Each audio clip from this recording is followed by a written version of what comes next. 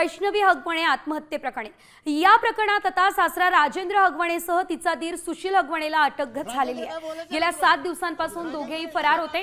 पहाटे 4:30 वाजता बावधन पोलिसांनी दोघांना अटक केली असल्याची माहिती सध्या तरी मिळते। आज दुपारी शिवाजीनगर कोर्टात त्यांना हजर केलं जाणार असल्याचं देखील कळतं। निश्चितच बातमी मोठी आहे। या संपूर्ण प्रकरणात आता यांना अटक करण्यात आलेली आहे, ज्यामध्ये वैष्णवीचे सासरे, तिचे दीर यांचा समावेश आहे। आदरणीय फडणवीस साहेबांनी जे काय आदेश दिले तर 12 तासात हे आरोपी अटक केले।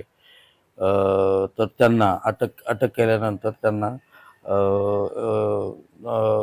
मागच्या वेळेस VIP ट्रीटमेंट दिली तशी याही लोकांना VIP ट्रीटमेंट मिळू नये अशी एक माझी पहिली विनंती आहे। आणि यांना कठोरात कठोर शिक्षा होऊन यांना मोका कायद्याअंतर्गत मोका लावूनच त्यांना शिक्षा द्यावी। नंतर कारण यापुढे अशा काही कृत्य, अशा काही घटना यापुढे कुठल्या मुलीच्या बाबतीत घडणार नाही। ते सासरे राजेंद्र हगवणे यांना जेव्हा अटक झाली आणि त्यांना विचारला गेला प्रश्न की तुम्हाला पश्चाताप होतोय का, तर ज्या पद्धतीने त्यांनी हात हलवून नाही असं म्हटलं, ते कृत्य, ती ऍक्शन बघून इतका राग आलाय की असं वाटतं या कुटुंबाला, या लोभी कुटुंबाला खूप स्ट्रॉंग शिक्षा झाली पाहिजे।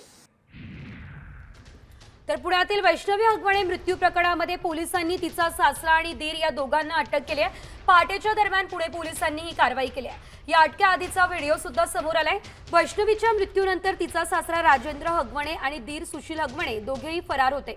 दरम्यान राजेंद्र हगवणे आणि त्याचे मित्र एका ठिकाणी जेवणासाठी एकत्र बसले। त्या सीसीटीव्हीच्या आधारे पोलिसांनी ही अटकेची कारवाई केली। तर अटकेआधीचा सीसीटीव्ही साम टीव्हीवर आपण बघतोय। या सीसीटीव्हीमध्ये आपण पाहू शकतोय कशा प्रकारे हे सर्वजण जेवणासाठी बसलेले आहेत। मित्रमंडळी सुद्धा सोबत असल्याचं आपण या दृश्यांमध्ये बघतोय।